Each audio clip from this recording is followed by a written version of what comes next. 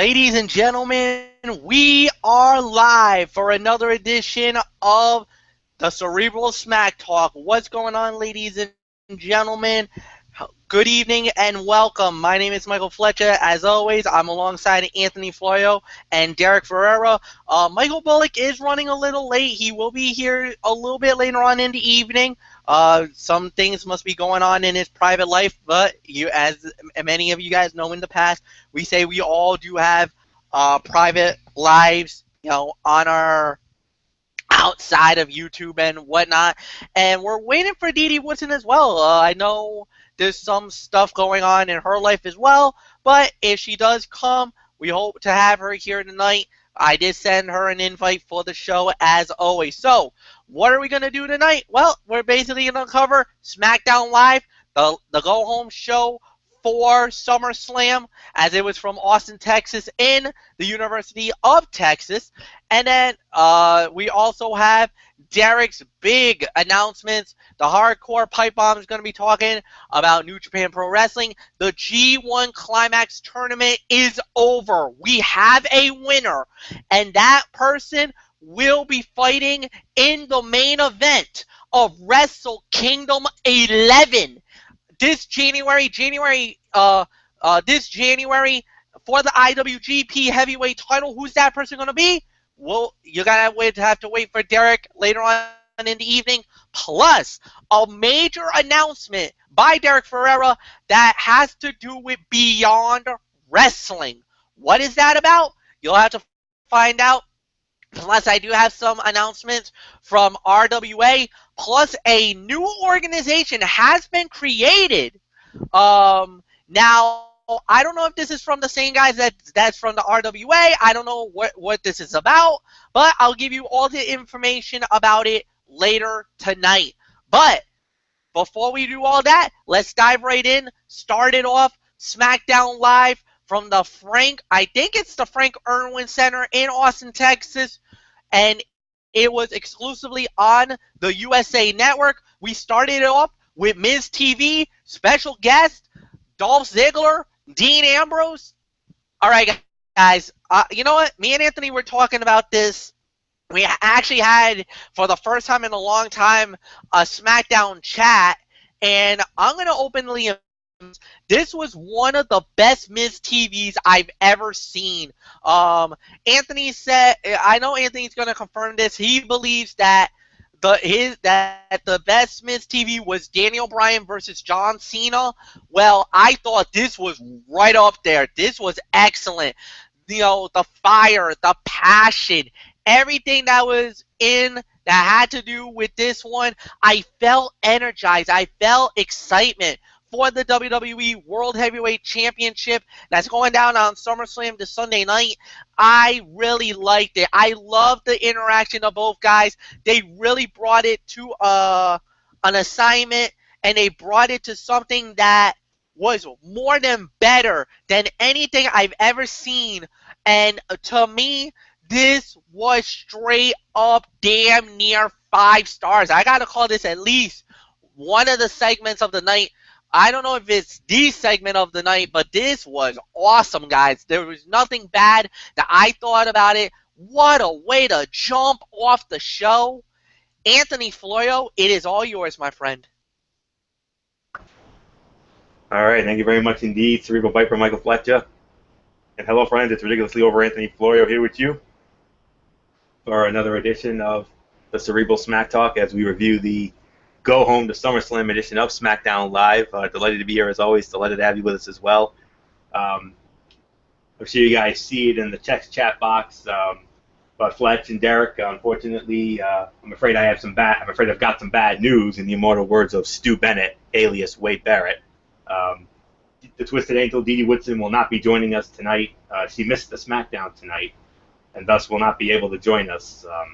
She is hopeful of being on Friday night when we preview NXT TakeOver Brooklyn 2 and SummerSlam. So, fingers crossed, knock on wood, whatever the case may be. So, but unfortunately, Dee Dee Woodson will not be joining us tonight, I'm sorry to say. So, all right, now that we got that out of the way, as far as the Miz TV segment goes, absolutely. I mean, this was spot-on segment of the night. I mean, far and away segment of the night.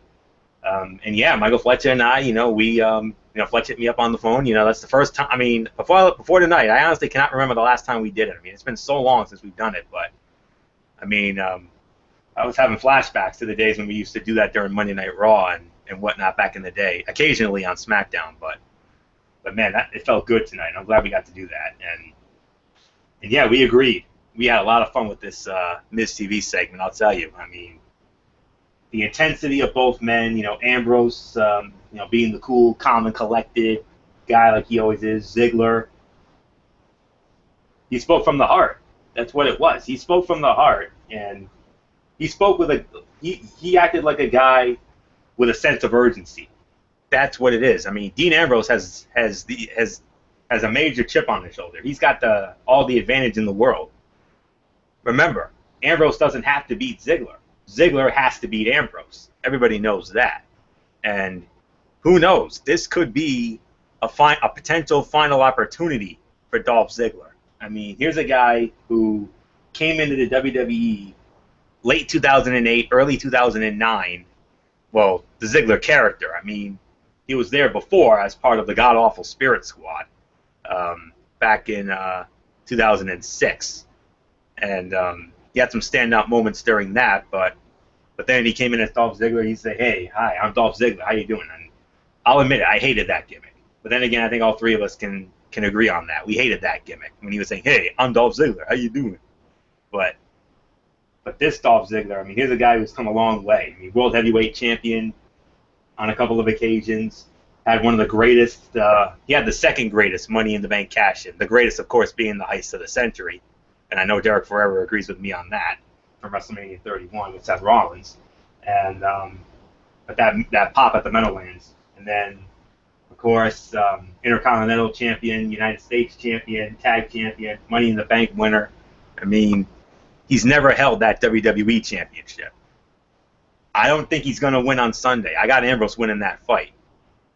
But let me just give you my note on this. A fantastic verbal exchange, despite, I mean, Ziggler did flub a line a little bit. He flubbed that head face line. But other than that, I like the way they close with Ziggler throwing the super kick at Ambrose and standing tall. It adds a little more tension to the match. I know some people are not really looking forward to the match, but I am curious to see what type of match they're going to have. But like Fletch said, this ranks right up there. I mean, say what you want about the Miz TV segments. I know some of you out there don't necessarily like the Miz TV segments. Some people may think it's pointless and boring and yada yada. But here's the thing: there have been a few standout Miz TV segments. One of the first ones, of course, being John Cena and Daniel Bryan 3 years ago. I believe that was the go-home Monday Night Raw for SummerSlam before their epic championship match, which, in my eyes, is the greatest match in SummerSlam history. I don't care what anybody says. But this one right here gave this match a big fight feel, and it definitely, if I'm going to be real honest, added a little bit of excitement for me. I mean, it's not the flashiest WWE Championship match, especially on a big stage like SummerSlam, but the build for it has been really good. And I think tonight was the best build we've seen yet. And Ziggler getting the best of Ambrose can only mean one thing. And it's going to be a theme tonight. Booking 101. And you know what that means. When the challenger gets the best of the champion going into the pay-per-view and whatnot, 9 times out of 10, the champion's going to go over. And that's why I think Dean Ambrose is going to walk out of Brooklyn, New York on Sunday night, still the WWE World Champion. But it definitely ranks up there. And I got to say, this has got to go into my top 3 when it comes to Miz TV. Maybe even my top 2. It's in my top 2. The other, of course, being that epic Cena and Bryan Miz TV film 3 years ago. But phenomenal job. Everybody was great, but as great as everybody was, to me, Dolph Ziggler was the star of this segment, hands down. So, by default, segment of the night, because there really wasn't any other in-ring segment, if I'm being real honest. But well done, and my excitement level for this bout at SummerSlam for the championship of the world just went sky high after that. Can't wait to see how it goes down. Maybe it'll lead to a heel turn for somebody. I think eventually, and like I said before, I throw it to Derek, Ambrose is going to win the fight, and I think Ziggler's going to get so frustrated that it's going to lead to a heel turn down the line. And quite frankly, I think he needs one. And I think he took the first step. I think we had a planting of the seeds for a possible heel turn for the show off down the road. And I think he needs it because the face thing wasn't really working out. So, segment of the night, and one of the two greatest Miz TV segments I ever saw, Cena and Bryan 3 years ago, the other. So, Hardcore Pipe Bomb, Derek Ferreira, how do you follow that? Yeah, hey, what's up, everyone? Before I get into this tonight, first and foremost, I do apologize to all our fans yet again. Last night was a horrible night. I mean, it was a hard times night for me, and what happened was, for those that are listening for the first time, basically what happened was, lately my primary computer hasn't been working. The Wi-Fi connection's actually hitting the fan, and I've been using a signal booster. My signal booster was actually hitting the fan too, so I used this backup computer, and I tried to install my microphone on here, and it was just a bad install, and it couldn't actually read the microphone, its capabilities, so I had to uninstall. Eventually, it corrupted the my computer. I had to reboot the computer, so back up and running. And also tonight, this show is going to be dedicated to the life and memory of Kenny Baker. Of course, it was Saturday that Kenny Baker passed away, 83 years old, from illness. This is another death that hits me close to home. I mean, it's been the theme of this year. I mean, close to death homes, and I mean, everyone remembers Kenny Baker mostly for the Star Wars trilogy, the original Star Wars trilogy, where he played R2-D2, and he actually was in a couple of movies, but also he was actually supposed to be at the Comic-Con convention this year, the Rhode Island Comic-Con. He was one of the big names. It was actually going to be his first Comic-Con ever, and he passed away, and so the theme of 2016 continues. By the way, I will give you my thoughts on Raw when we get into the overall review, and trust me, I will be going on a major rant tonight. This is TV 14. I could have, even if did not have my computer issues, I would have, honestly, I would have not gone on the wrestling forum last night, because I'm not a PG rant guy. Hence why they call me the Hardcore Pipe Bomb. And tonight, I'm going on a major pipe bomb rant. Trust me. Let's just say, I'm not going to say the gloves are coming off. The bullets are going to be flying tonight. And that's really kind of essentially my theme that I have here tonight. It's going to be TV 14. Hell, it's going to be rated R. Let's just say that. So, alright. This segment, honestly, I can say that this was the segment of the night. And, the promo from 2 weeks ago, I still say it was one of their best promos that they ever did. I thought that was still one of my favorite segments.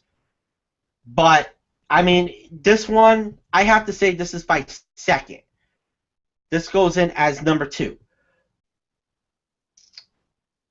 I mean, Dolph Ziggler, we already know, Dolph Ziggler is losing that match on Sunday. I mean, it's a fight that I can't wait to see live, because, as everyone may know, I will be leaving Rhode Island in a couple of days to be in Brooklyn, New York, covering this event. And as far as what you saw with Smackdown tonight, and by the way, Smackdown was actually much better than that trash called Raw last night. I'm not going to say trash. I'll say garbage. You're allowing Ambrose and you're allowing Ziggler to really talk about their match, and it's really delivered in such a great way. So this to me was the segment of the night. who's next on this? I don't know if we have another match. I don't know if Fletcher had talked about this or we're gonna be getting into the next match. No, we're gonna get right into it, right into the actual card itself, and oh boy, did we have fun with this! A 12-man tag team match. It was the Usos, the American Alpha, Chad Gable and Jason Jordan, and the Hype Bros, Mojo Rawley and Zack Ryder. They went up against the Vaudevillains, Aiden English and Simon Gauche, Connor and Victor of the Ascension, and Brizongo, Tyler Breeze, and Fandango. And the winner of the match was, I'm going to say it was the Faces. It was the Usos, American Alpha, and the Hype Bros, as it was American Alpha getting their finisher as they pinned Aiden English for the 1-2-3. Anthony Florio, we had a lot of fun with this fight. It is all yours, my friend. So much fun, I threw in a club sandwich reference. That's how much fun we had. Yeah, I mean, well, that's something that Fletcher and I do on commentary. Whenever somebody does a high flying move and lands on and takes out a group of guys, a big group of guys outside the ring, I always say club sandwich, hold the mayo. They all went down on that one, and then Fletcher throwing oh, you got that right, but. They actually gave the time of the fall here. 6 minutes and 45 seconds is the time of the fall I've got on this. I'm going to be real honest. This was the second best fight of the night. I mean, hot and heavy action. I mean, this was a spot fest. Yes, Fletcher, you and I had a lot of fun with this. I mean, especially when we were doing our commentary. It was off the chain, let me tell you. I mean, so many great near falls. A lot of sick spots during this match. I mean, I'm going to give it between 2.5 and 3 stars because I thought this was a very good 12-man tag. I mean, Fletch and I knew we were going to be in for something special, and damn it to hell, we were in for something special on this one. I mean, the American Alphas continue to impress. I mean, September 11th, of course, we all know the first brand-exclusive pay-per-view. It's going to be a Smackdown brand-exclusive pay-per-view. The return of Backlash. The first Backlash since 2009, which was right here in Providence. Fletch was there for it. He was lucky enough to see it. That was an awesome show. I don't know if Derek was at that show, but Backlash '09, that's the last time we had a Backlash, and it's awesome that we're going to get it again. And like I said last week, I'll say it again. I think on that night, we're going to crown the inaugural SmackDown Tag Team Champions, when they do, I'd like to see them bring back those old WWE Tag Team Championships, those, you remember those WWE Tag Team Championships that had like the blue on them when Stephanie McMahon was running SmackDown in the original brand extension. Those tag team belts, I know you remember the one that Angle and Benoit became the inaugural champs on in that epic 5-star match with Edge and Mysterio at the No Mercy in '02. So yeah, but let me say it like this. Some other notes I want to get into. The heel tag teams on SmackDown do continue to look like scrubs, and I'm hoping that we get an Usos heel turn soon. And I'm also hoping that they give they give Breezango more of an edge and feature them as a serious team. And I like the Vaudevillains and Michael Fletcher, and I even told Fletch. I mean, I know the Vaudevillains are in Derek Ferrera's burial club, if you will, but it seems like they are the designated. I know they're the designated job guys, but I still like them. I still think they have some upside, even though it's a small one. But what a fun match that was. I mean, 645. I mean, I know the rating's a little high on my end. I'm sure you guys are gonna I don't know how you guys are gonna feel about my rating, but that's based on the fun that Michael Fletcher and I had during this match. And at Backlash on September 11th in Richmond, Virginia, I fully expect to see all these teams in some kind of a match, like maybe a tag team turmoil type bout, and we're going to crown on that night the inaugural SmackDown Tag Team Champions, and I hope they call it the World Tag Team Championship, and they bring back those blue Tag Team Championship belts that we saw on SmackDown in the original brand extension. So 2.5 to 3 stars. It's my second best fight of the night. Oh my goodness, what a wild and bumpy ride it was. So, Derek Ferrera, your thoughts on this awesome 12-man tag? Yeah, I thought it was 2.5 stars as my rating.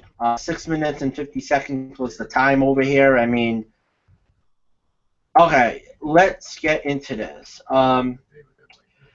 Reason I'm giving it 2.5 stars, the commercial breaks. I mean, if I was live watching this tonight, I would have given it the 3 stars without question.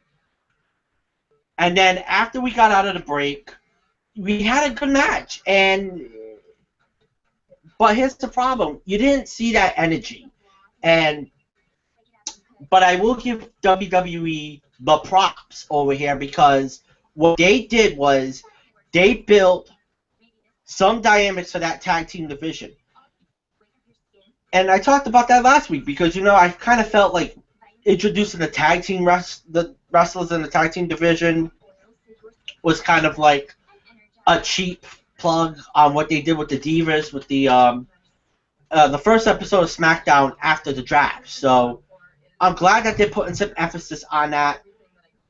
So it's 2.5 on my rating. So Fletcher, it's yours. And I'm going to make it unanimous. 2.5 stars. I could give it a 3-star limit too. I mean, this was unbelievable. I mean, it was so exciting. I had a lot of fun with it, along with Florio, and we were talking very high about this fight, and we were very pumped up. And no, there's really nothing more to say. You guys pretty much nailed it on every home front. So we're just gonna basically talk about one thing that was supposed to happen that did not happen. They were promoting Eva Marie, her grand debut. Basically, what happened was she was going to fight Naomi. Naomi comes out, new ring gear. It looks like she is, again, a face, which I am definitely going to applaud. I think that's going to be great for her. When Eva Marie comes out, they give her that grandioso announcement.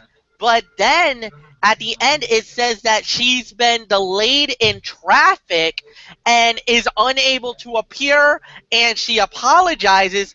That gives a monster heat again on Eva Marie. But again, it serves the purpose for all of us. We don't get to see Eva Marie wrestle, which is a good thing.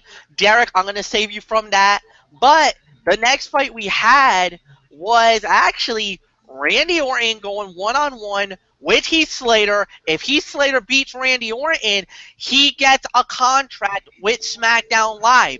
The winner of the bout in 1 minute via disqualification is Heath Slater. Now, the reason why is because Randy Orton refused to break at the count of 5, and Randy Orton basically went off. He basically destroyed Heath Slater. Slater initially gets the contract, but got so loopy in the head, made a couple of references, talked about how Shane McMahon looked like Stephanie McMahon, and oddly enough, they pulled the contract. I'm going to save you guys that one because it was more of a segment, not an actual fight. I know you guys would probably call it an NA and whatever, so I'll save you the time for that.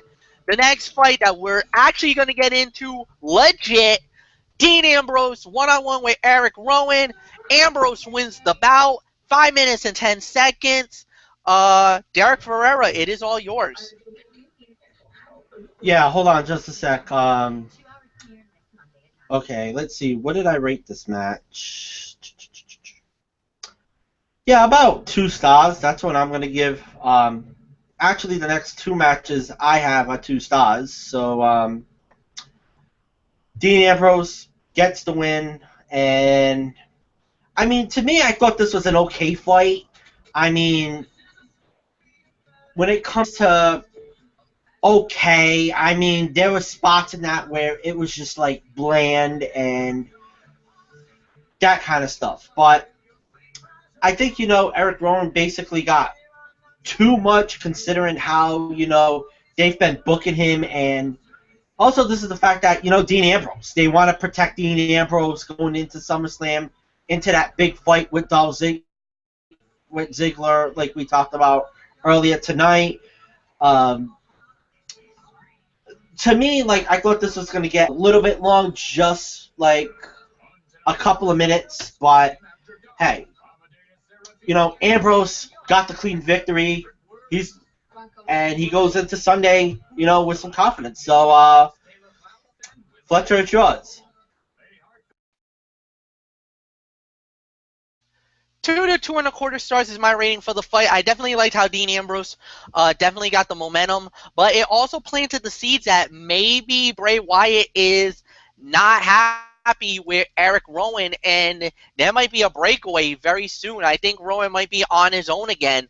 Wyatt was definitely not happy with the performance uh, of Eric Rowan, and especially the defeat there. So we'll wait and see what happens there. But if you also notice, Bray Wyatt and Randy Orton kind of crossed paths. After Orton got DQ'd, the Wyatt family came out, and who knows what that's gonna lead into. So we've got some very interesting uh, situations coming out, and Dean Ambrose, whatever you want to say about him, he's just got the momentum on his side going into the big title fight with Dolph Ziggler. Like I said, 2 to 2.25 stars is my rating. Anthony Florio, what says you? Right there with you guys. 2 to 2.25 stars for the fight. I mean, yeah. I mean, what did we say, Fletch? It was solid but unspectacular. That's what it was. And time of the fall, 5 minutes and 10 seconds. Well, let me say it like this: Ambrose, of course, Ambrose goes over. They obviously want to give him the momentum the going into SummerSlam against Ziggler, and it's nice that. And as far as this is concerned, I thought they might keep Wyatt. I mean, and now it's about the Wyatt family now. You noticed Bray Wyatt walked away. He looked at Rowan's sheet mask and then he put it on the chair and he just walked off. Honestly, I thought they were going to keep Wyatt and Rowan together, and then when Luke Harper came back, that they were going to reunite the original Wyatt family. But it looks like they're going to be going separate ways now. Let's hope it goes smoother than it did last time, and we don't get the return of Rowan's awful entrance music, because that was awful. So, but yeah, 2 to 2.25 stars, and I can honestly say maybe third best fight of the night, maybe. So with that said, let's just move on. And guys, are you ready for some hot women action? Because that's what we got. A tag team match. It was Becky Lynch and Carmella teaming up to take on Alexa Bliss and Natalia. And this fight got really interesting. Well, first off, Alexa Bliss and Natalia, they lose tonight to Carmella and Becky Lynch because Becky Lynch got the disarmer on Natalia, and for the second consecutive week, Natalia ended up tapping out to a submission hold. But the most compelling argument and surprising thing was Eva Marie showed up. She actually was in the building. She arrived, and Naomi was in hot pursuit. Next thing you know, a little chaos brings out. That led to the submission finish. And ladies and gentlemen, I am here to announce another match has been added to SummerSlam, a women's match. This is from the Smackdown side.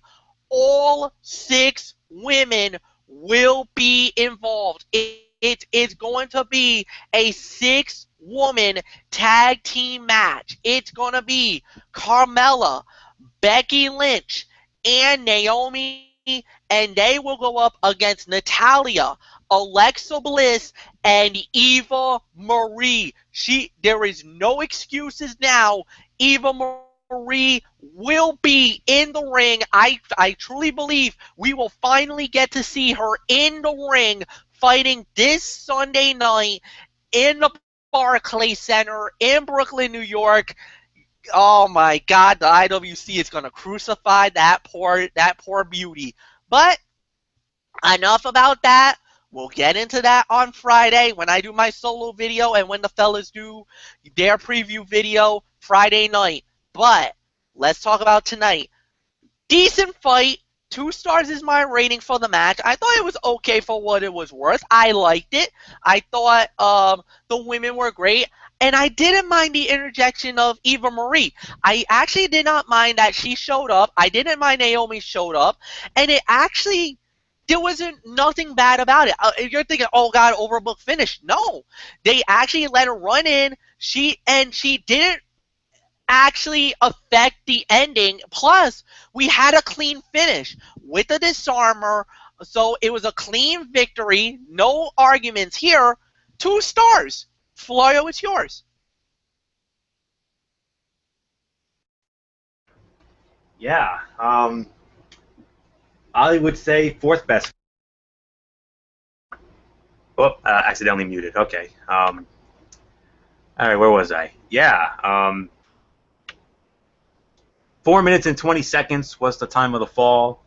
Yeah, 2 stars for the effort. I mean, we had Naomi. Naomi. What they're trying to say, got involved in the end there, and Eva Marie. They had Eva show her true colors by running from Naomi. And of course, Naomi with that new entrance of hers, very reminiscent of when she was a part of the Funkadactyls. Of course, with Cameron and Brodus Clay. And at times Tensai. It's unique, and I'm guessing the reaction to it will be mixed, but to some people it comes across as a problem because it makes her come across like a diva in a women's division. And some are even saying it's the same is true for Carmella's entrance, but it is what it is. But like I said, the bout was fine for what it was. There was some good action. Yeah, it was too short for our liking. Normally we would call this a ho-hum diva fight because it was 4 minutes and 20 seconds, but nonetheless, like Fletch said, we had some solid action in that 420, and the Smackdown women's division is definitely heating up now, and just like with the tag teams at Backlash on September 11th, I think what's going to happen is they're going to crown their inaugural Smackdown women's champion, and the rumor that I've been hearing a lot, and I heard this as a rumor now, there is a possibility that Eva Marie could go over and could become the inaugural SmackDown Women's Champion. Now, it's just a rumor. As I always say, read into it what you will. As Derek always says, take it with a grain of salt. But, we'll have to wait and see. But from some of the dirt sheets that I read, the plan is for both the tag team and women's titles of SmackDown are going to be determined at the SmackDown-themed Backlash pay-per-view on September 11th in Richmond, Virginia. So that's just what I'm just sharing what I read. Doing my investigative reporting like I always do. So that's it. So solid 2 stars for the effort, and I'll say sleeper fight of the night. I'll even go as far as to say sleeper fight of the night. And women's division on SmackDown heating up, but I'm going to be real honest, it's a work in progress. So Derek Ferreira, your thoughts on this women's tag team matchup?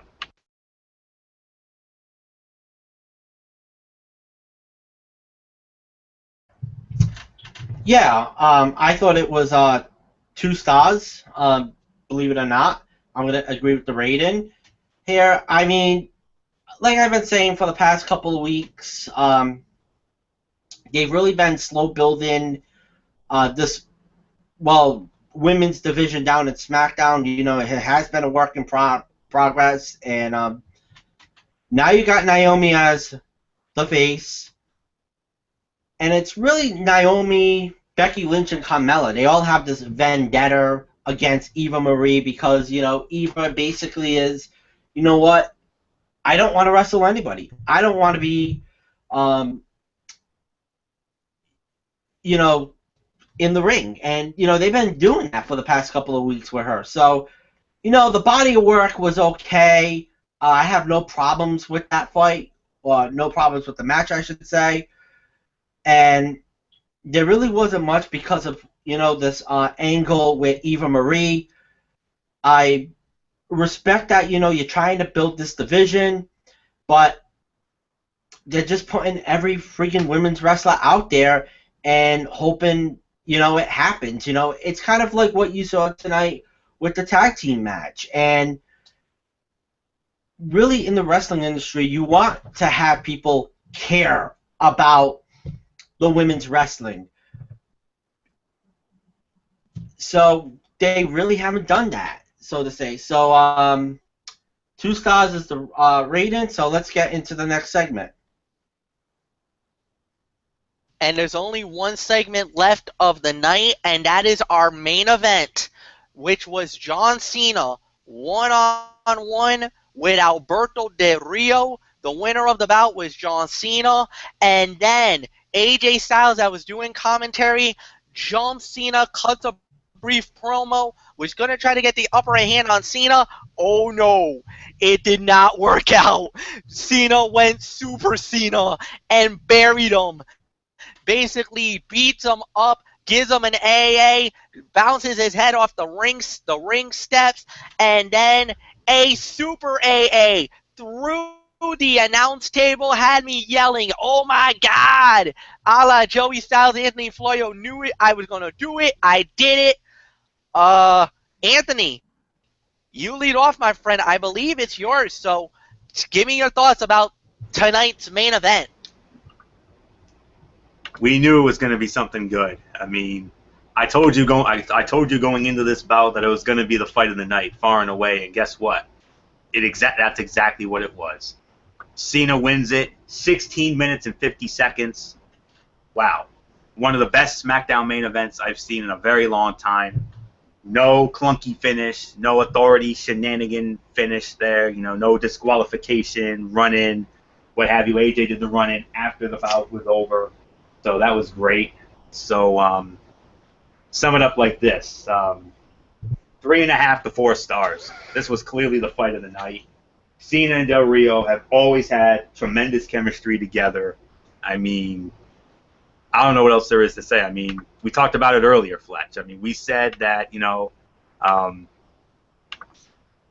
dating back to years ago when they were whenever they were feuding over the WWE Championship, the World Heavyweight Championship, the United States Heavyweight Championship. You know, they've had one-on-one matches, they've had last man standing matches, and everything else. But man, oh man, what a match this was! I mean, another classic Cena Del Rio fight. I mean, overall, Cena getting the better of Styles on SmackDown left me thinking that Styles is actually going to go over on Sunday night. And that seems to be the formula with the top matches. But it doesn't always apply to Cena. But it looks like we might have another instance of booking 101. I mean, we saw, with Ziggler getting the best of Ambrose and with Cena getting the best of Styles, it leads me to believe there is a puncher's chance, mind you, that AJ Styles could actually go over John Cena at SummerSlam. And if I'm going to be real honest with you, I'm hoping AJ goes over Cena. I really do. I mean, I'm not disrespecting John Cena in any way. I mean, I know Cena's got more haters than anybody. I mean, but even though Roman's right there with him, I know he's practically public enemy #1 in the IWC. And like I said, he's 1A. Roman Reigns is 1B. They're the two most hated men in the IWC. Everybody knows that. But AJ Styles needs it a lot more than Cena. A loss will not hurt Cena whatsoever, in my honest opinion. AJ needs it a hell of a lot more than Cena does. We've seen Cena kill so much more. We've seen Cena kill guys' momentum over the last couple of years. 2 years ago, what happened with Bray Wyatt? He beats Bray Wyatt at WrestleMania. Bray Wyatt has been, well, so-so. Last year at WrestleMania, he takes the United States Heavyweight Championship and becomes the first man to pin Rusev. And what happened to Rusev? For up until he regained the United States Heavyweight Championship back at Extreme Rules, Rusev was so-so. But now Rusev is finally getting his mojo back. Although, if I'm going to be real honest with you, I think he's going to lose the U.S. title to Roman Reigns at SummerSlam. But we'll get into all that Friday night. But that's just my early projection. But Cena, Del Rio, another classic with these two guys. Like I said, they've worked so well together before, and this was no exception. Another chapter to add to the great legacy of great matches that Cena and Del Rio has. Strongly suggest you go out of your way and watch this match, because this was very, very good. 3.5 to 4 stars, clear fight of the night, no doubt about it. So, Derek Ferreira, again I ask, how do you follow that?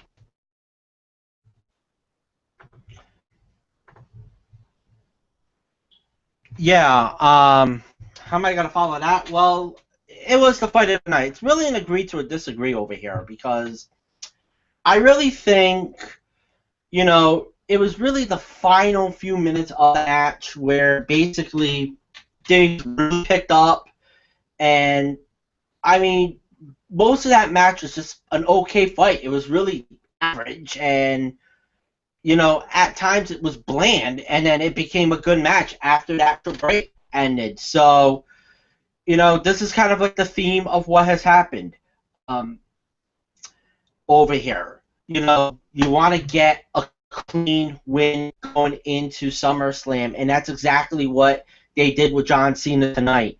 Now,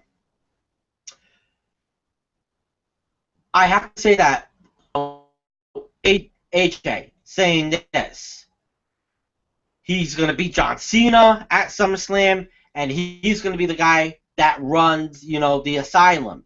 And he's like, time is up, my time is now. And Cena, he hit AJ with the AA, so you know what that means.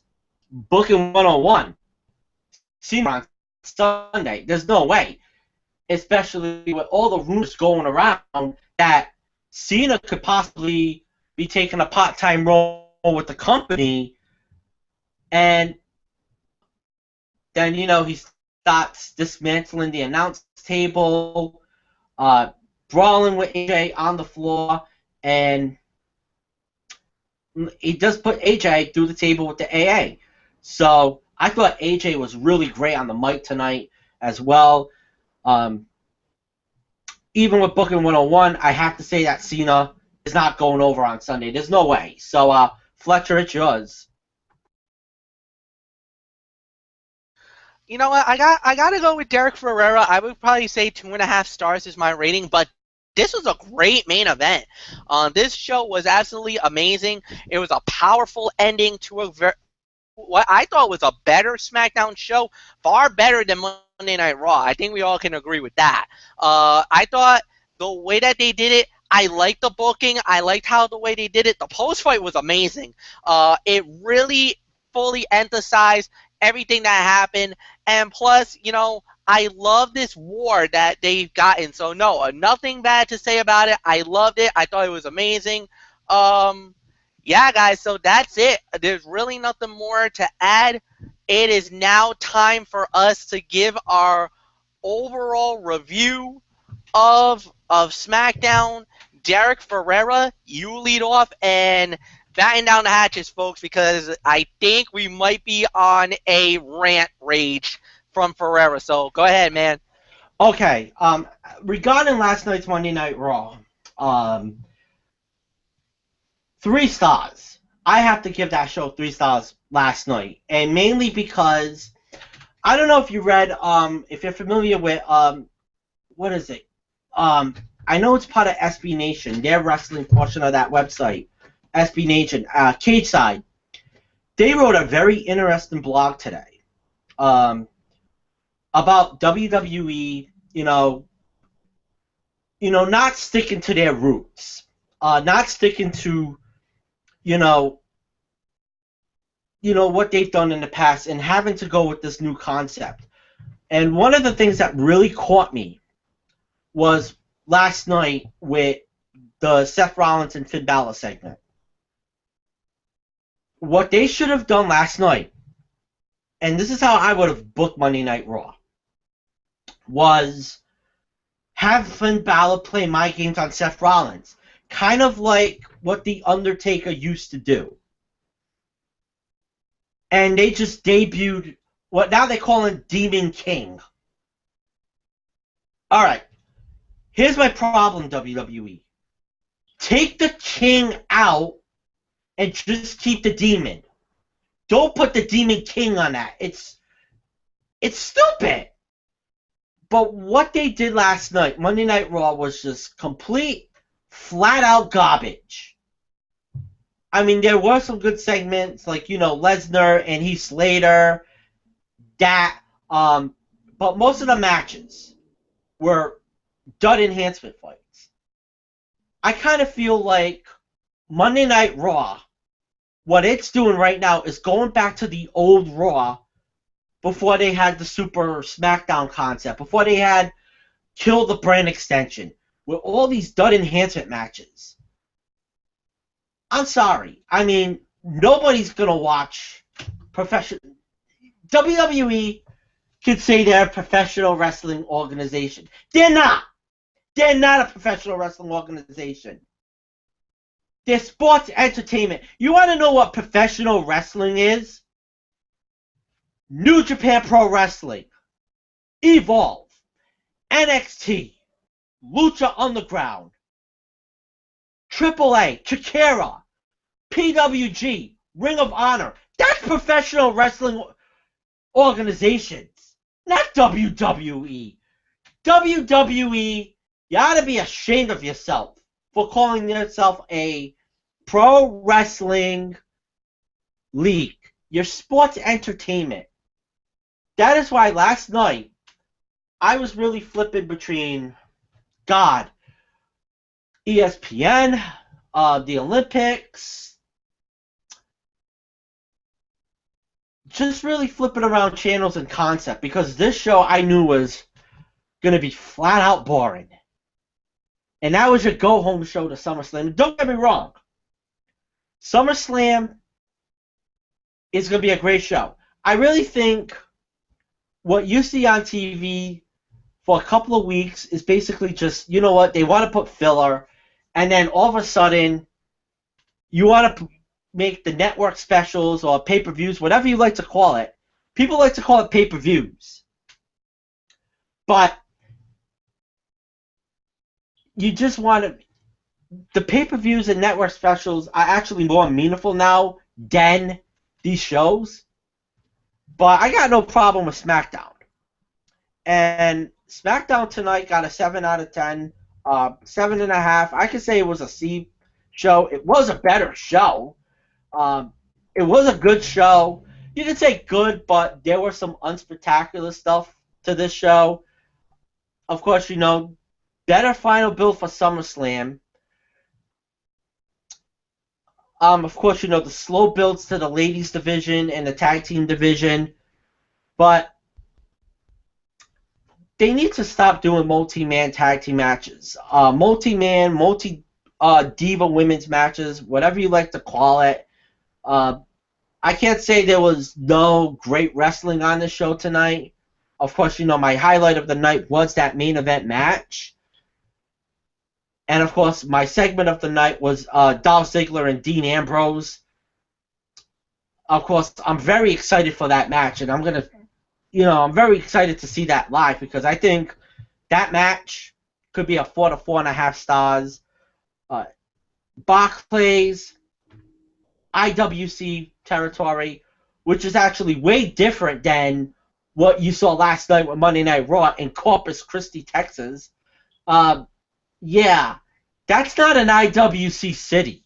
No way. I mean, Texas, as a state, you could say does have IWC territories to it, but Corpus Christi, I mean, that crowd in Corpus Christi sucked last night. But I'm going to be live over there in the NYC. That's going to be crazy. Can't wait to see this show. I mean, Sunday night, SummerSlam. I mean, the NXT as well. So, can't wait to see that. So, 7 to 7.5 out of 10. Florio, it's your thoughts. Is it me or is it Fletcher? So, but yeah, all right. You can go Florio. No, you can go Florio. I'll finish it off. Okay, because you know the host. Yeah, I know. No. The host. I'll go last. I'll put the exclamation point on this. Fair enough. All right. Yeah, I agree with Derek's rating. 7 to 7.5 out of 10. Definitely better than that awful Raw from that awful and forgettable Monday Night Raw from last night. Another week and another win for SmackDown Live. I mean, fight of the night, far and away, John Cena and Alberto Del Rio, 3.5 to 4 stars. Second best fight of the night. I got to give a slight edge to that 12-man tag team match, 2.5 to 3 stars. Rounding out the top three by a slim margin, Dean Ambrose and Eric Rowan, and then a sleeper fight of the night with that women's tag match, Becky Lynch and Carmella going over Natalia and Alexa Bliss. So, and then you had that unbelievable Miz TV segment with Dolph Ziggler and Dean Ambrose. Phenomenal build there, and then some good post-match stuff, storyline progression. That's always a plus. A little bit of some unpredictability. And, of course, I forgot to mention, during the Cena and Del Rio fight, I definitely had that feel. I definitely had some feel of Shakespearean drama in there, so which is always a good thing. I mean, which is not a bad thing, but a good thing, as we all know. So, and it's always a good thing when we get any bit of Shakespearean drama. And Cena and Del Rio, just like Roman Reigns and Rusev last night, and Raw's main event last night. I mean, those were far and away the two best matches on television this week. And overall, SmackDown continues to make good use of the limited roster. And while I can say Dolph Ziggler was one of the stars of this show tonight, of course, Cena, AJ, that build just keeps getting better and better. And especially what happened at the end, the post-match, Styles getting the phenomenal forearm on Cena. And then, of course, Styles going for the Styles Clash, but then we saw the vintage Super Cena, the Super Cena Berry job, not just with him countering it and getting an AA, but then hitting the AA through the announce table, making Fletcher do that, oh my God, a la Joey Styles. And yeah, that was epic. That was epicness right there. So, but the real MVP of SmackDown, you know what it really is? Truly, you know what it truly is? It's the lack of a third hour. I'm glad they kept that at a 2-hour show. I'm glad they didn't make that a 3-hour show like Monday Night Raw. Last night's Raw, I got to be honest, kind of felt like a bit of a marathon show. This show tonight was as smooth sailing. It went by in the blink of an eye, and it was great. And that's why SmackDown keeps doing better, because it's only a 2-hour show. And this whole SmackDown Live thing, they should have done it a long time ago, like when it first started. But I'm glad they finally smartened up and finally decided to make it a live show. And this was a great show tonight. That's a go-home show. That's how you do a go-home show. Monday Night Raw, Stephanie McMahon, Mick Foley, take notes. Take accurate notes, because that is how you do a go-home show. You don't put, 4 or 5 dud enhancement fights on a go-home show. You give us compelling matches, progress some storylines, some unpredictability, and some Shakespearean drama. You do all that, that's the recipe for a damn good go-home show. And tonight, SmackDown Live, they did it again.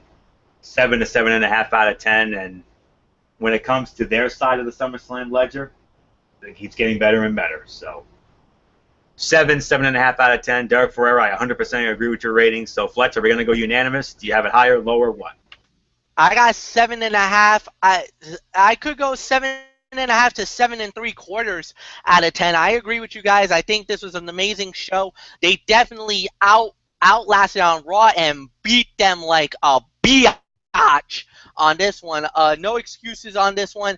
Beatdown City. And I love the fact because they actually told stories. This time, like they said, it's about the wrestling. It's not about the management. It's not about anything like that. It's about the wrestling. And again, the wrestling rode out. Now, there was a lot of great build up. The segment that they did that backs the clip package about Randy Orton and Brock Lesnar, amazing. The clip package that they had with John Cena and AJ Styles, amazing. But also the in-ring work was really good this time around. There wasn't no dud enhancement fights. All the fights were actually decent. They were good. There was no squash fights tonight.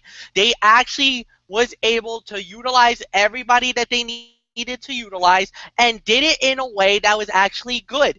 So, no, I think this was definitely a big win for SmackDown. No doubt about it. We're going to move on. It's time for Derek's hardcore pipe bomb notes. He's got the climax, the IWGP or the New Japan Pro Wrestling G1 climax results. Plus, he also said he has a major announcement that has to do with Beyond Wrestling, and he also got some NXT as well. So, Derek Ferrero, the floor is yours.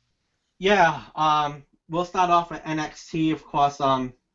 We had that segment. I want to start it off with the segment with Asuka and Bayley. Of course, the NXT Women's Championship match, contract signing. To me, I mean, I'm loving what they're doing with Bayley and down in NXT. Well, her storyline right now, because she has that redemption storyline of all sorts. So, I can say, as a man who has no shame, and I was emotional, passionate right here. Um, talking about what happened, last year at NXT in Brooklyn, where I saw Bayley beat Sasha Banks for that women's championship. I mean, still to me one of the great, my match of the year. And there's something about her character that I like. I mean, it's basically, the woman behind that character. It's kind of like the same, her evolution, in the past couple of years. I mean, it's been great. And she said that during that segment. I mean, she's always been the underdog. And she finds ways to win. And, why shouldn't Takeover Brooklyn be more of the same? But, the difference here is, Bayley has been to the promised land. She got a taste of the glory that she dreamed of when she was a kid. And that was taken from her. And it just made her motivated and more determined. And, she's got that eye of the tiger. And she wants that women's championship. And she knows that Asuka is, the queen of that women's division. But you know what? She doesn't give two craps. And not only she's not going to back down from a fight, she goes into this ring, stares Asuka down, and I mean, I don't think it's going to be like what we saw last summer between Bayley and Sasha, but I do like the story. There's one hell of a storyline, and I'm actually excited to see how this match plays out in Brooklyn Saturday night, which is a big Saturday night, by the way, because not only that, you got the UFC as well. So, and then you had a tag team match, Authors of Pain defeating Rob Ryzen and Adrian Nails. Damn, if you saw the powerbomb, that double powerbomb, oh my goodness, that shit was crazy. I mean, the match really wasn't nothing special. They just, AOP, they just basically, wanting to be like, the best tag team. They want to have all this chaos and all this destruction. And you had TM61 come out. I mean, and then they got the same treatment. I mean, an interesting twist. So you kind of would assume that the purpose of, TM61's appearance would be to, get one over on the Authors of Pain.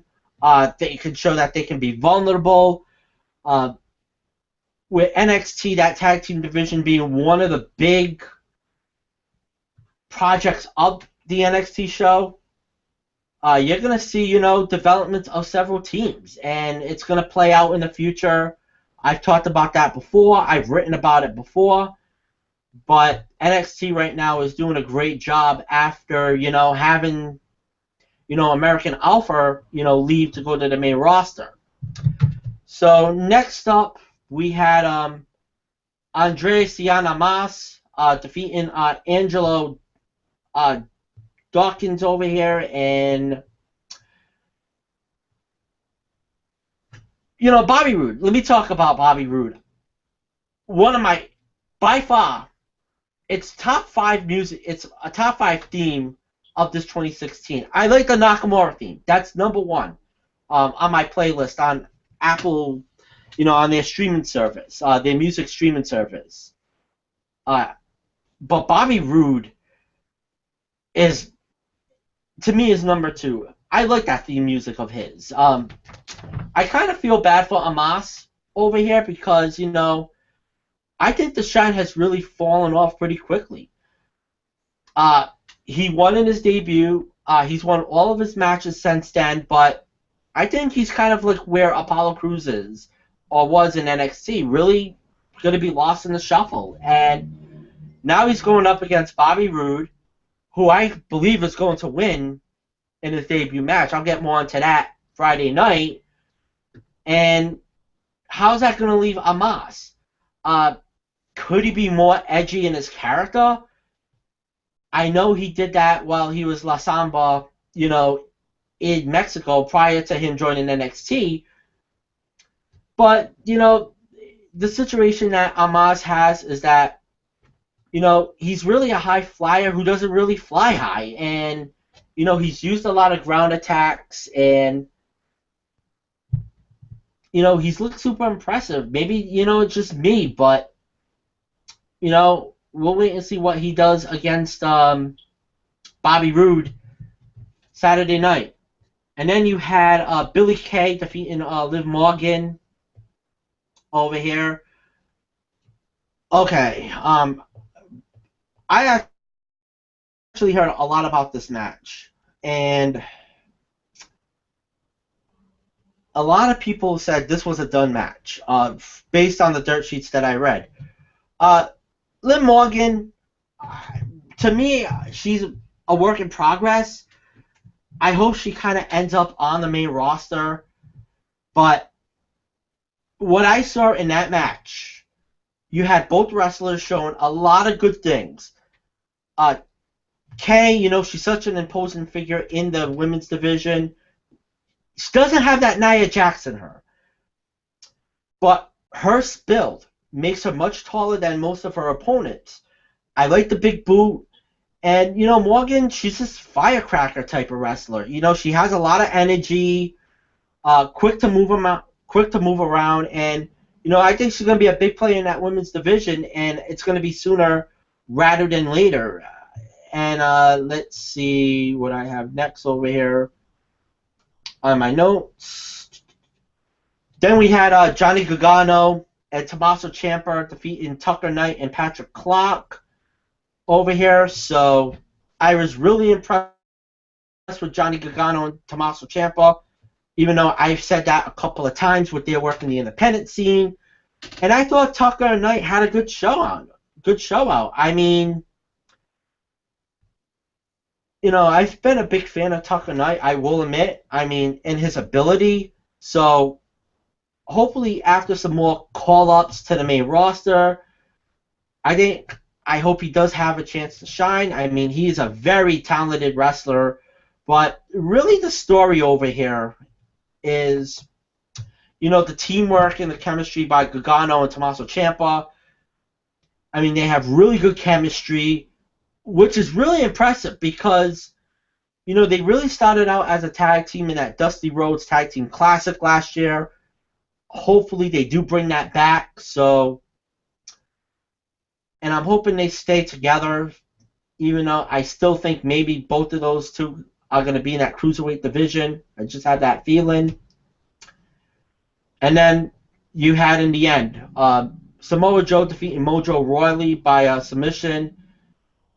I really thought this was Mojo Rawley's best NXT match ever. I mean, I know he's on the main roster right now. So, yeah, I mean, Samoa Joe, he's been, $1 million. I like the character, what he's doing in development. He withstood everything Mojo threw at him, turn it up to 11 when necessary, and, he stopped playing at the end and just put him away. Nakamura, he makes the save at the end. I mean, that was great. And, they actually fought and they were held apart. They had a breakthrough for a few seconds. They got pulled apart. So, basically seeing that chaos at the end, it was just that Nakamura doesn't need to be protected in his mind. And he truly believes, maybe rightfully so, that Joe needs the help, and security is protecting Joe rather than the other way around. Meanwhile, a pissed off Samoa Joe is just, his character is getting darker and darker. And that main event, I cannot wait to see Saturday night. So that's that on that. And of course, let's talk about the G1 Climax 26 because, man, oh man, history was made this past weekend. And by the way, for those that don't know,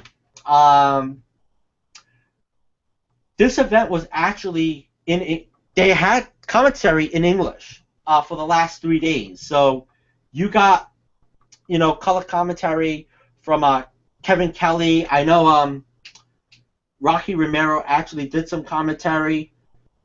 So anyways, let me start it off with the matches over here. I'm actually going to fly by these matches, and then I'll talk about the G1 Climax final.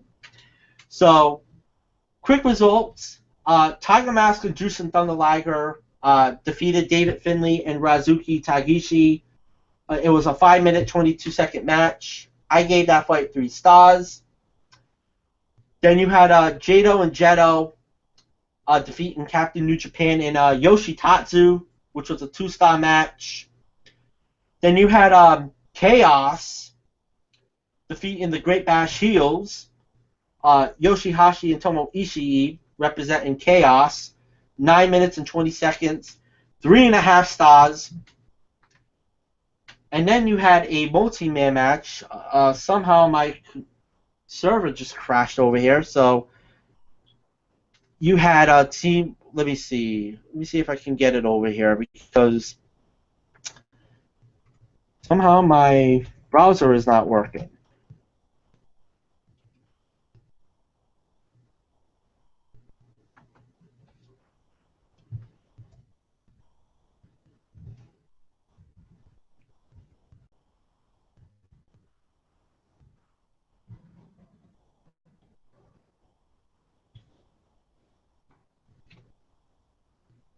Here we go, just one sec.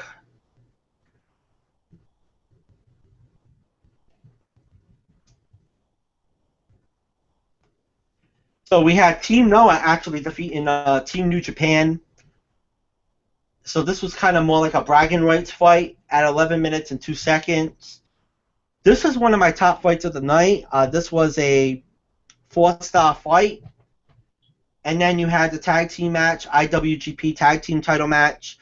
The Briscoe brothers defeating Yoshu Takahashi and Adam Page, Bullet Club. So 2 stars. By the way, for those that don't know, Jay Briscoe goes up against Adam Page. I'm sure Fletcher will get more into that because we do have a Ring of Honor pay-per-view coming up on Friday. And then we had a Ring of Honor match on the line with Jay Lethal in Satoshi Kojima, 10 minutes and 44 seconds, 3 stars. And then you had Los Ingobernables of Japan, Tanahashi, 3 stars for the match. And then you had Naomichi Maifuji, Toru Yano, and Okada defeating the Bullet Club, 2.5 stars. And now, let's get to the main event of the G1 Climax. Hiroki Goto, who won Block A. And that was after Okada and Tanahashi, rivalry renewed, had a 5-star classic, and it ended in a half an hour. It ended as a draw. So Hiroki Goto gets in, going up against the winner of Block B, Kenny Omega of the Bullet Club. Winner and G1 Climax 26. The cleaner, Kenny Omega. Yes. Kenny Omega from the Bullet Club, leader of the Elite, wins. All I'm going to say is 5 stars. Not as great as the match that we saw last year with Tanahashi and Nakamura, because, that stole the show. But man, oh man, history was made. And let me just say it like this. Here's a little Derek Tibbett. Kenny Omega was the third North American wrestler to make the finals of this G1 Climax. There are two names from WWE that have actually been in the G1 Climax finals. The late, great, ravishing Rick Rude, and of course, right now, part of the club in the WWE, Carl Anderson. And Kenny Omega was the first North American wrestler to win this G1 Climax. Honestly, with this being a 5-star classic, Kenny Omega really, to me, was really the MVP of that fight. And Kenny Omega used a lot of arsenal. He used arsenal from Ibushi, because him and Ibushi were actually close back then in Japan. Finn Balor, he used a couple of moves that Finn Balor used in Japan. He even stole something from AJ Styles' playbook. And then he wins with the One-Winged Angel, one of my favorite moves. And you can't really take nothing away from Goto over here. Nobody predicted that he was going to be in the finals. And in this tournament, he brought in his A game and delivered a great main event. I mean, the match was excellent. I mean, the build was original. I mean, that crowd in Tokyo, Japan was amazing. And, they really didn't need that because, we've seen some great wrestling in Japan. And some, might want to debate, how, Kenny Omega defeated Tanahashi by an overbooked finish. But he did it without the Bullet Club. He did it on his own.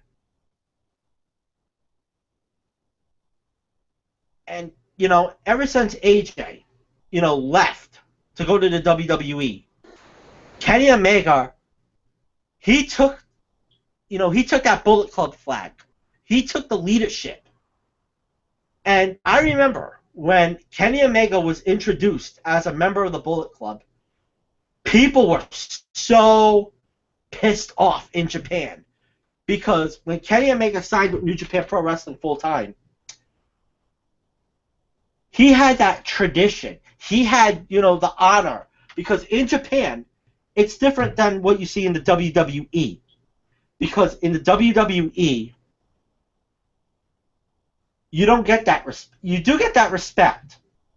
But in Japan, you're respected more. And when he went on and became a member of the Bullet Club, and there's videos of it on YouTube, the Japanese wrestling fans were pissed. And he went from being, I'll be honest, I didn't like him as a junior heavyweight comedy guy or a stooge as a Bullet Club member. He just became the guy now, the leader. And, he deserves it because he's getting a major push in Japan. But what he said after, because there's a lot of rumors going around about Kenny Omega. Because the Bullet Club came out and they celebrated with him. And he did this promo and he said, you know what?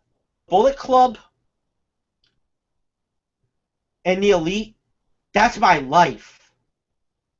I'm not ending that. He said not to be afraid to dream and reach for the stars. And just know someone like him will be there to steal that moment. And then he said, boys in Orlando.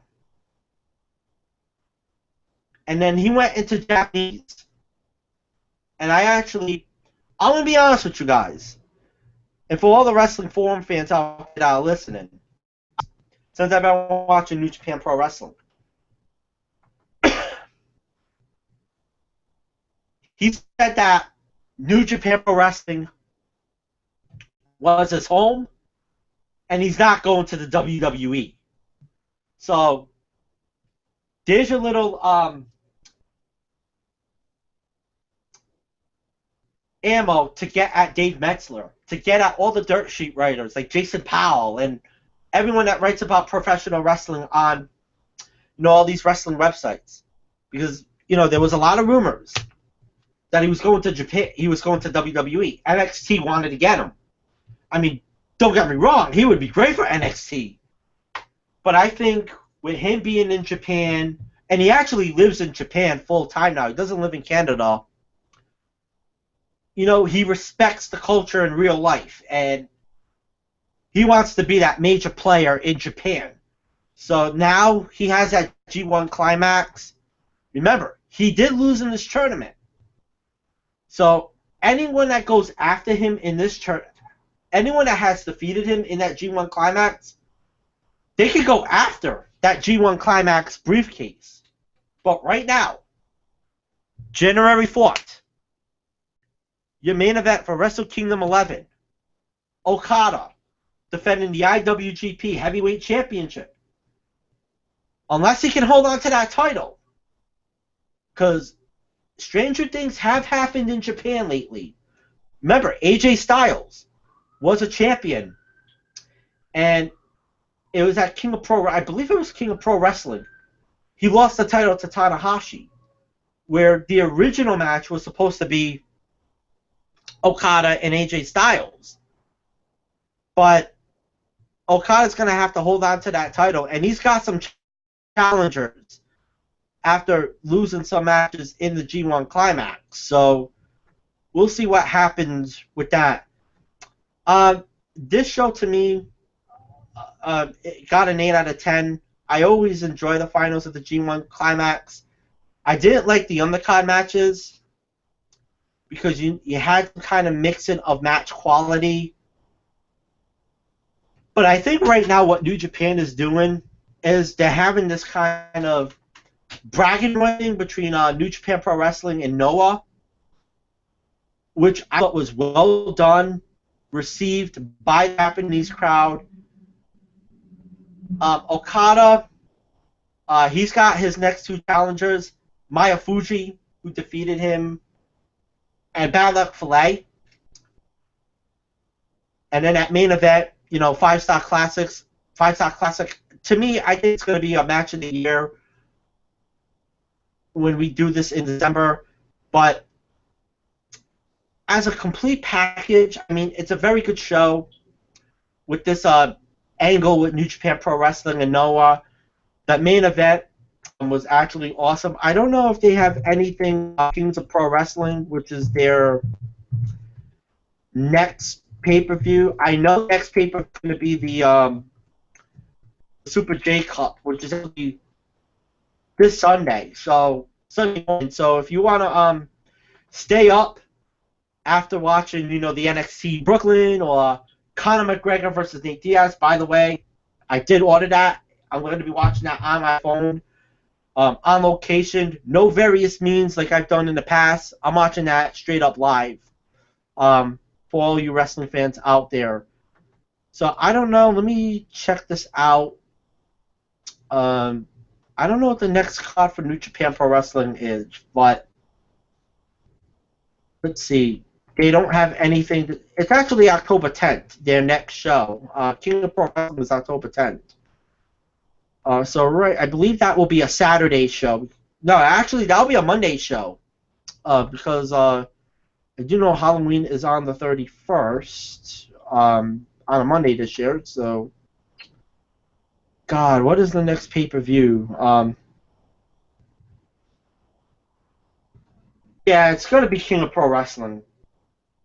that makes sense. So King of Pro Wrestling to me, unless they have a September show, we'll see on that. Now, let's get to Beyond Wrestling. And I'm going to start it off with some major news that I caught up on Beyond Wrestling this week on their Facebook page. I do have a couple of matches announced for this show on the next Sunday, so I'll get into that momentarily. As you all know, Beyond Wrestling has been trying to be this... they're not trying to be a New England-based promotion anymore. They've been trying to go national these last couple of months. They've been going to shows in New York City with House of Glory. They actually were a pre-show to the Evolve in Melrose, Massachusetts recently. And let's see.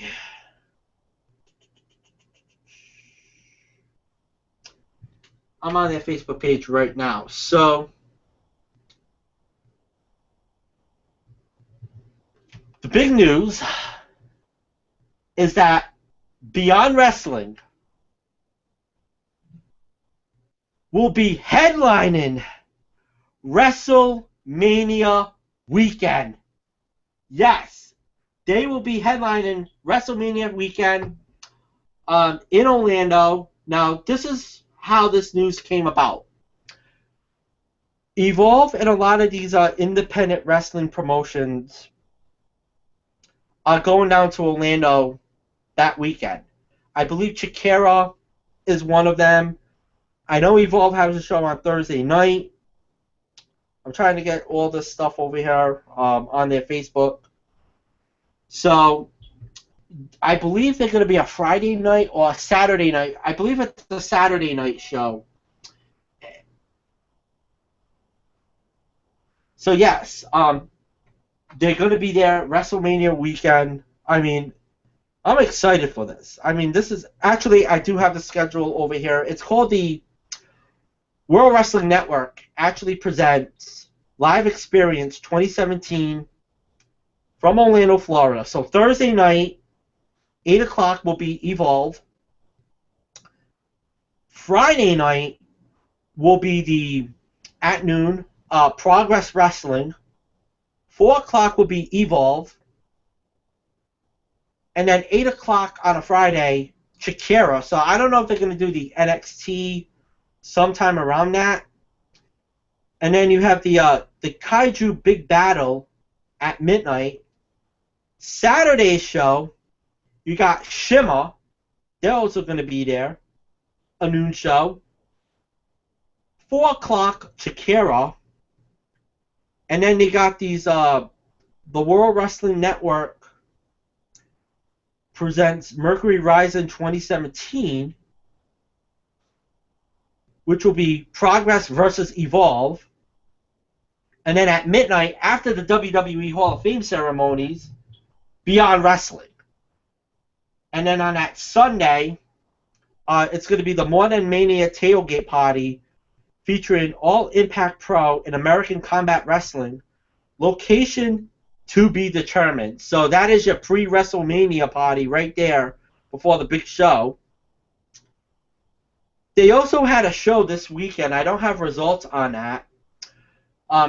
It was the AS220 Foo Fest, which was a big thing in Providence. Of course, this weekend, Providence, they had some kind of festival. They did have some wrestling matches over there. Also, if you did see on ESPN, Kevin Robertson breaking the world record as well. So it was crazy down in Providence this past week. And then some of the matches that have been added. Of course, Tommy N has got his opponent, and this was actually broken last night, just 26 hours ago. He's going to go up against Donovan Dijak. Yes, Donovan Dijak got his opponent in Tommy N. And you also got Team Pazu continuing their rivalry. Let me see. I know there was another match announced. I can't even get that. against Crusade. Yes, it's Team Prazu going up against Crusade for Change. And there actually was an announcement by Beyond Wrestling just moments ago, right around a half an hour to 40 minutes ago. Let's see. Some more talent have came in. Fred Ishii, Peter Kaza, Black Baron, and Prince Apollo. They've all been added to that show on the 28th. So VIP tickets. I believe as of last night, there was only 3 VIP tickets remaining. They did reveal the poster for it, and they actually have a new logo right now, which is actually pretty kick-ass, so to say. Not the old logo that they had with, the wrestlers all. Let's see. So yes, that is your Beyond Wrestling show. So since this is actually my last Tuesday show, also one more announcement on that. I did read about this YouTube live thing. I actually did some investigative reporting on that. The Hangouts video chat, it's not going away. So basically, what's happening with this Google Hangouts is that they're taking out Google Plus Hangouts and they're going to call it YouTube Live. So with the video chats that we still have on here and stuff, they're not taking that away. It's simply they're limited to interpersonal and team meetings. So we'll see what happens with that. I don't know. We'll just see the impacts on what happens in a couple of weeks. But when it comes to me appearing again, I will be at the, I'll be doing the SummerSlam preview on Friday. Of course, definitely the recap on Sunday when there is actually a quiet spot. Monday, I'm kind of 50-50 on that because I'm coming home from, well, not coming home, but basically I'll be packing up and, I'm leaving Tuesday morning so I can head back here. So I'm 50-50 on that. And if this Google Hangout, well, this YouTube Live thing does have the video chat on here, my next live appearance will be December 28th. No, actually, I will make a rare appearance on December 26th because December 26th is the Wrestling Forum 5-year anniversary show. So definitely that is going to be a huge show, and I definitely like to have everybody on board for that show. And then the 27th we'll have the Cerebral Smack Talk. December 28th, that'll be our Wrestling Forum award show, just to put that on the list. And then we will have our New Year's 6 college football playoff prediction special on the 29th, and then the Football Friday on December 30th. So that is all. So Michael Fletcher, your take on what's happening on your Mikey's Mindset. All right. And after that, Michael Bullock will come on in and we will get his review for Smackdown. So here we go, guys. Very little this week as well, but Friday I'm going to have a lot to talk about. But 4 major items on the Mikey's Mindset tonight. First off, 3 new matches have been announced for RWA commemoration. They are Tim Lennox versus Todd Harris versus Izzy Starr versus Dan Terry. They will be going in a fatal 4-way match. Now, the reason why this has happened is because Tim Davidson was supposed to fight in the fatal 4-way. However, due to injury, he is out. He will not compete. Todd Harris will take his place, and he will be a part of this fatal 4-way match. I will, like I said, give more details about it on Friday. Next fight on the card, which is also a triple threat match. It's going to be the amazing Mike Santana versus Just Alex versus Chris Sterling. This is going to be a triple threat match, one-on-one. Basically, three guys who have been very well liked in the RWA, and now they're going to get their opportunity to really shine, and let's see what happens there. Now, this is going to be a very important moment in RWA. Big Daddy T Phoenix is going to have a special interview.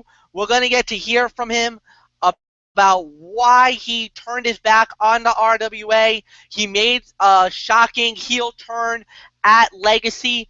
This Friday night, we'll find out why he did it. Some people believe it was the RWA that turned his back on him.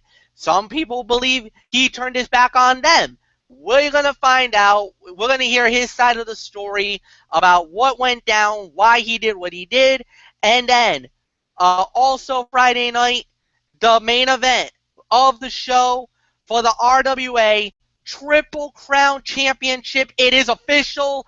The challenge was laid out. Challenge accepted. Dave Cole will get the opportunity to try to become the man as he goes up against the RWA Kingpin himself, the reigning, defending, undisputed Triple Crown champion, Triple-licious.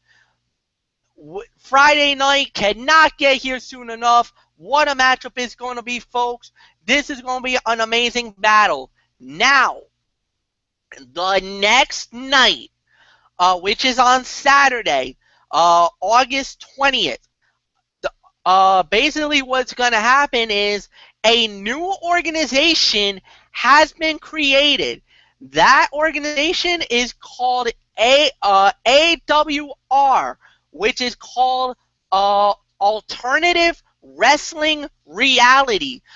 Their first show is going to be called The First Shot. Unfortunately, I don't have no information about the shows, but as far as the premise of the show, it goes like this. It basically goes, and this is what it was written on the actual Facebook page.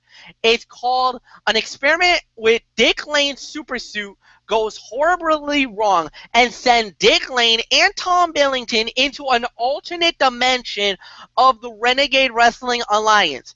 The show is free, but I need to warn you, the following event will contain adult language and adult content which may not be suitable for all viewers. Accordingly, parental guidance and viewer discretion is advised for this event. This is being labeled a TV-14 event. Therefore, just to give you a heads up about it, it basically is going to be another one of the Mikey's Mindset, we're TV-14, so watch out, be careful. There could be some little talk and some, who knows what we're going to get out of the show. But one thing is sure, ladies and gentlemen, it is going to be an amazing show. AWR, Alternative Wrestling Reality, is the name of the show. To really kind of give you what a sense of it is, it basically could be campy comedy, could be wrestling. I could think of it as Chikara.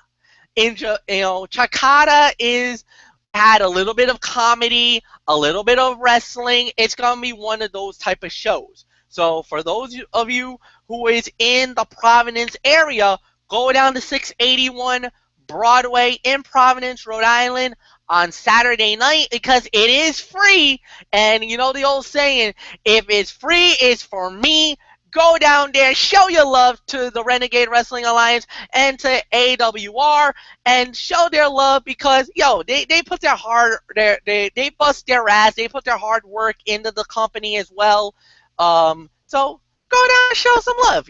There's a lot of the guys that I know are good friends of mine, so that's why I wanted to plug them, give them the heads up. And like I said, Friday night, I'm going to do an official video for RWA commemoration, which is going to go down that night. It's probably going to be early in the afternoon. I don't know precisely what time it's going to be, but I'm going to do a video. Plus, also expect my SummerSlam and NXT previews as well. All right, to close the show, we're going to bring in our member, Michael Bullock, who is definitely fashionably late, but I'm not going to hold that against him because, we all, like I said, we all have busy lives. We all have lives outside of YouTube. So he probably was a very busy man tonight. But Mike Bullock, thanks for stopping by. We're just going to go quick, rapid fire like we always do. Start it off. A Miz TCV segment. Dolph Ziggler and Dean Ambrose, go. All right. Yeah. As far as the opening segment, I thought it was a good segment. I love the back and forth with Ziggler and Ambrose, and with Ziggler basically saying, you know what, I can handle the pressure, and I will become the WWE World Champion.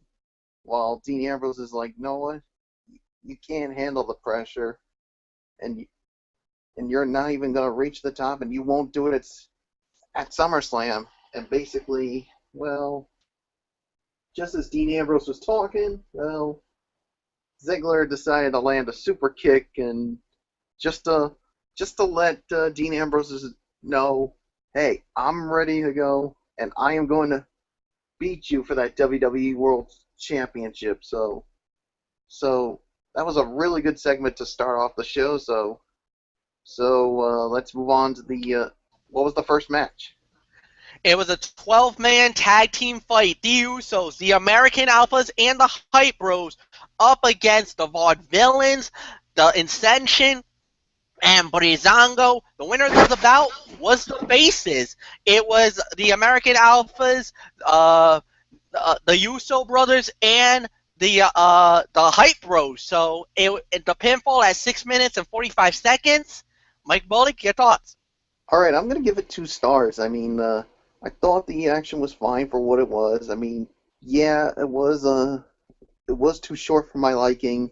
But man, I continue to be impressed with the American Alpha and what they've done since, of course, being drafted to Smackdown Live. So there's really nothing more for me to say. Nice job by the face team. So let's move on. Let's move on, Fletch. All right, we got a lot. I'm gonna get rid of a lot of filler for you, Michael Bullock. There was supposed to be a fight between Naomi and Eva Marie. That fight never even happened because Eva Marie got delayed because of traffic trouble. Unfortunately, there was a big pile up, I guess, on I-80 in Texas, and she could not make it for her fight. Terribly sorry. Well, I don't think it's terribly sorry, but Yeah. it is what it is. And even Anthony Florio and myself had an epic commentary. We'll tell you after the show is over what we were doing with that moment. But the next thing we had was we moved on to Randy Orton and Heath Slater.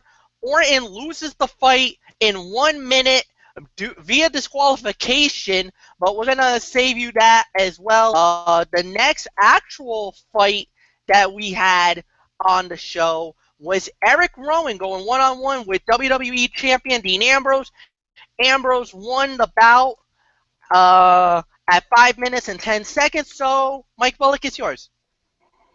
I'm gonna give it about 1.5 stars as my rating for the match. I thought it was too short for my liking, but obviously they wanted to make the champ look really good going into his matchup with Dolph Ziggler. The action, I thought it was fine for what it was. So there's really nothing more for me to talk about. So let's move on to the next match. Women's tag team fight, Carmella and Becky Lynch went up against Natalia and Alexa Bliss, and the winners of the bout by submission. It it was Carmella and Becky Lynch. Basically, the disarmer on Natalia for a tap-out victory. It's yours, Bullock. All right. Another match that I thought was too short, so I'll give it about 1.25 stars for the effort. But yeah, I mean, as I see during the match, Eva Marie arrived to distract everyone, and then basically Naomi showed up and chased her around, and then of course Becky Lynch basically put the disarmer on Natalia. So yeah, so a win there for Becky Lynch and Carmella, and then it was announced that it would be a 6-women tag team match at SummerSlam with Becky Lynch, Naomi, and Carmella against Eva Marie, Natalia, and Alexa Bliss. Well, well, I hate to say it, but I think it's going to turn into a 3-on-2 handicap match because Eva Marie's got something up her sleeve to get herself out of this match. I wouldn't be surprised if that happened. So 1.25 stars. So let's move on. I think it's main event time. It is the main event. John Cena one-on-one with Alberto Del Rio. Cena wins. Go ahead, Bullock. All right, this was indeed the fight of the night right here. I'll give it about 3.5 stars is my rating for the fight. I mean, the action between these two was really good, and yeah, of course, after the match, of course, AJ Styles laid out Cena with that springboard forearm and basically says, you know what, Cena, I'm beating you, and your time is up, and my time is now. But then Cena came up, hit the AA on AJ Styles, and then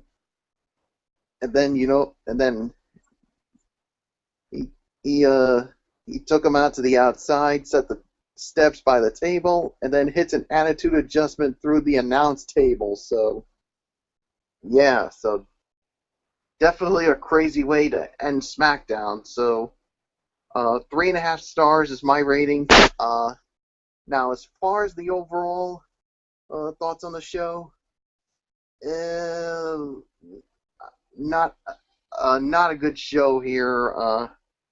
I'm gonna say probably a 4 out of 10. I didn't like it. I mean, the only highlights for me were the main event match with John Cena and Alberto Del Rio, and then of course you had the Miz TV segment with Dean Ambrose and Dolph Ziggler, and then of course all the other matches were okay to pretty much meh. So 4 out of 10. Not a good show. Definitely not a good way leading up to SummerSlam. So I got nothing more to say. Let's just put a bow on this show. All right. That actually is a little surprising because actually myself, Florio, and Mike and Derek Forever actually disagreed with you about that. We actually liked it, but to each his own. We'll leave it at that. That is indeed it for tonight, ladies and gentlemen. We want to thank you guys so much for watching this. Please leave a comment if you like the video. Please hit that like button. Subscribe to all the channels, to the Tone 25, the SLB 2008-09, and Braves Fan 95 on the YouTube page. Also, like us on Facebook, like us on Twitter. We got everything on almost every social media platform we do have. And of course, Friday night is the special preview video for NXT TakeOver Brooklyn 2 and for SummerSlam. That will be on the Tone 25, and I believe, was it going to be about 10:30, 11 o'clock, Anthony? Well, it depends on when Michael Bullock and I, get back from our special night, because we have a very special birthday group. Oh, yes.